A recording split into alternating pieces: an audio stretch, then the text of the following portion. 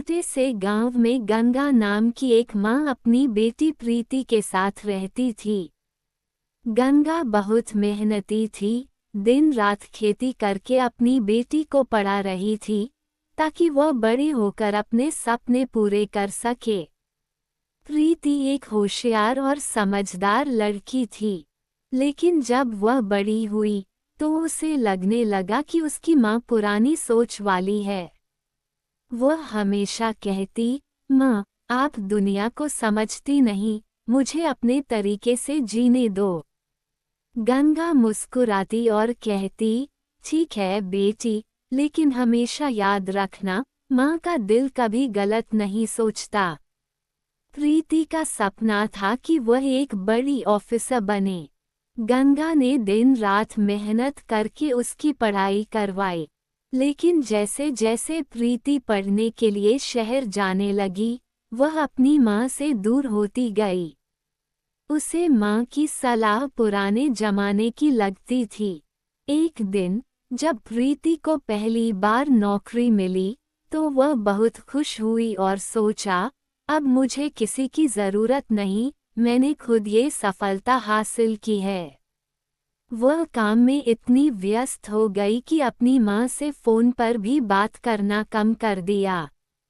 फिर एक दिन प्रीति की नौकरी में एक बड़ी गलती हो गई। वह बहुत परेशान हो गई और किसी से मदद मांगने की हिम्मत नहीं जुटा पाई। आखिरकार उसने अपनी माँ को फ़ोन किया और रोते हुए कहा, माँ, मैंने बहुत बड़ी गलती कर दी, अब मैं क्या करूँ?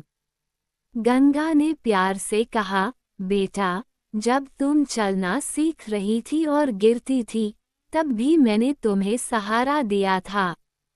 जिंदगी में भी यही होता है। गलती से सीखो और आगे बढ़ो।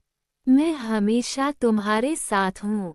प्रीति को एहसास हुआ कि चाहे वह कितनी भी बड़ी क्यों न हो जाए, उसकी माँ का प्यार और अनुभव हमेशा उसके साथ रहेगा। अगले ही दिन उसने अपनी गलती सुधारी और आत्मविश्वास के साथ काम किया।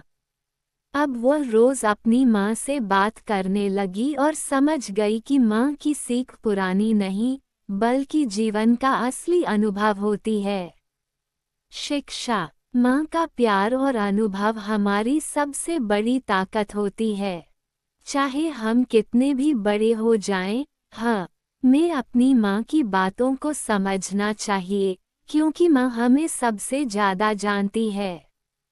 अगर आपको हमारी कहानी पसंद आई हो तो हमारे चैनल को सब्सक्राइब करें और वीडियो को लाइक शेयर करें। धन्यवाद।